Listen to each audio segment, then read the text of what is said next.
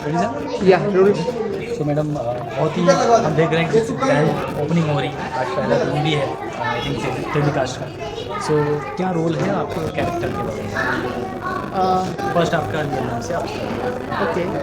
मेरा real name है मीना मीर और शो में नाम है सिंदूरा देवी। तो कैरेक्टर है दादी का, परी की दादी।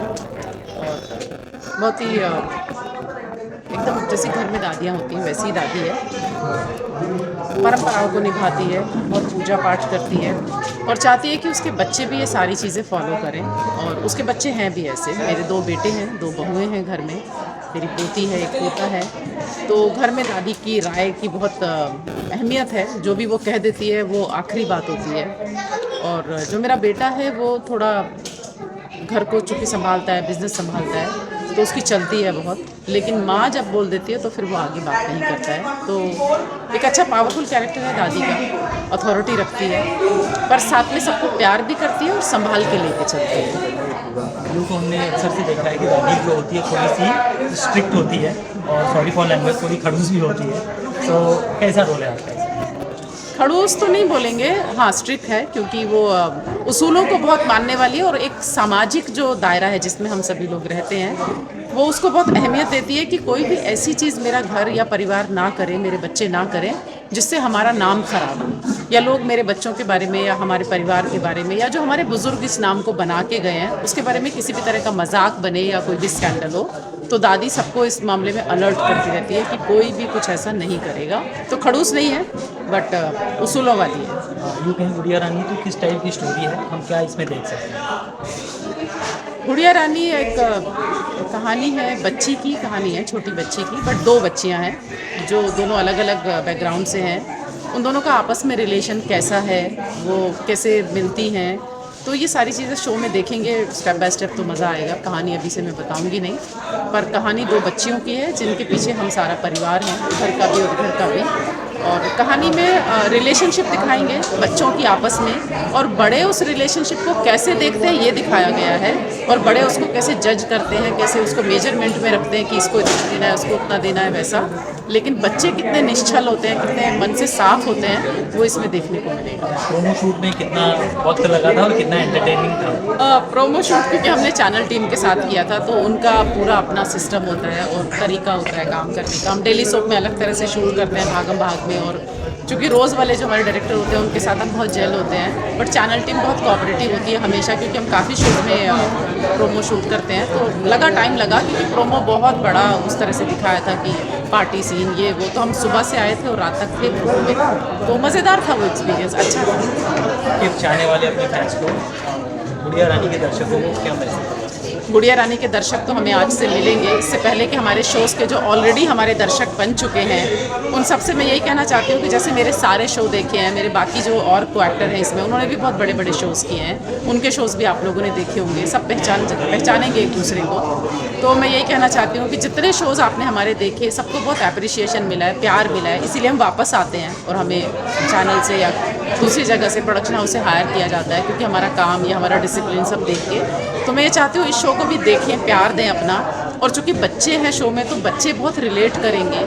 और घर में अगर बाकी देखते हैं, बड़े देखते हैं, बच्चे साथ में देखते हैं, तो इस शो में ऐसा बहुत कुछ है जो बच्चे रिलेट कर पाएंगे और बड़े उनको बता पाएंगे कि देखो ये कर सकते हैं और ये नहीं कर सकते हैं। तो बहुत सारे अच्छे मैसेजेस हैं हमारे शो में, क्योंकि जो हमारा शो लिख रही हैं भावना व्यास, वो काफ़ी अच्छे शो लिखती हैं, उनका बड़ा नाम है टीवी में। ये रिश्ता क्या कहलाता है, अनुपमा, और दंगल के और भी शो हैं। तो उनका एक अलग विज़न है, क्योंकि मैंने उनके साथ एक शो और भी किया है।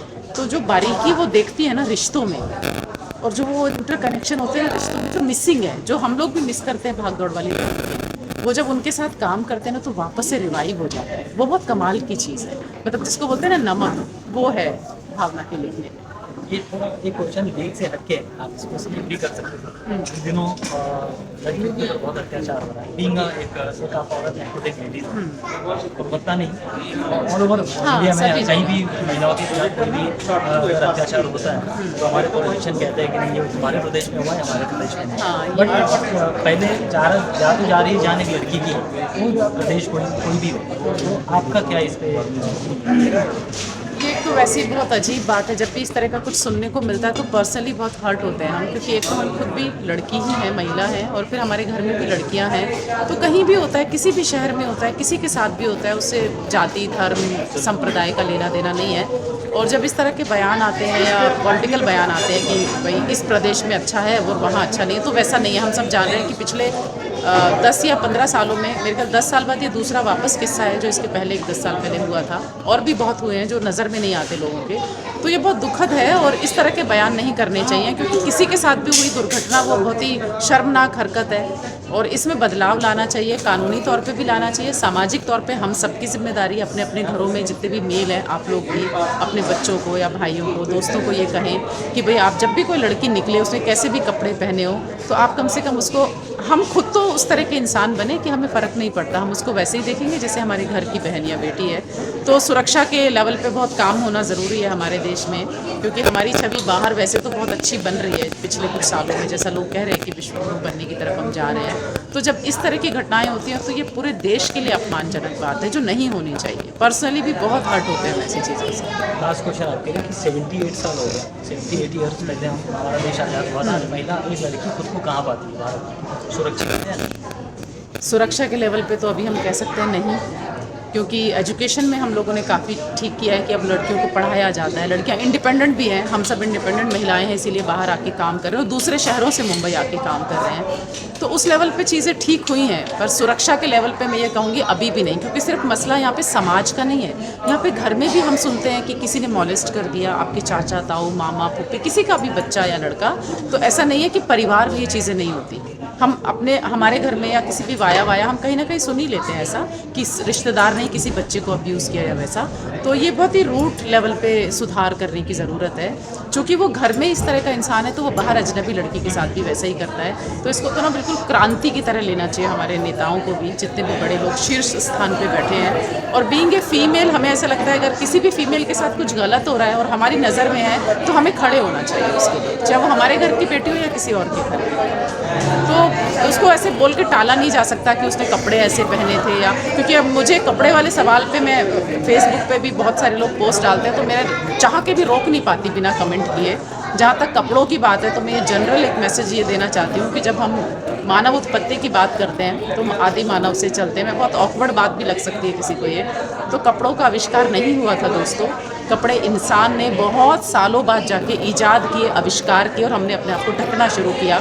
तो क्या जब कपड़े नहीं बने थे तो क्या सब एक दूसरे के साथ इसी तरह करते थे? नहीं ना, तब पत्ते ढकते रहते थे या छाल पहनते थे पेड़ की। हम ऐसा पढ़ते भी हैं, हमें बताया भी गया है, हमने खुद भी स्टडी किया है। तो मुझे ऐसा लगता है कपड़े रीज़न नहीं है, क्योंकि कपड़े रीज़न होते तो जो घरों में लड़कियां दुपट्टे में रहती हैं, पर्दे में रहती हैं, उनके साथ रिश्तेदार तक गलत नहीं करते। अगर पर्दा या कपड़ों से लेना देना होता, इसका लेना देना सिर्फ सोच से है, मानसिक स्तर पे ऊपर उठने की ज़रूरत है।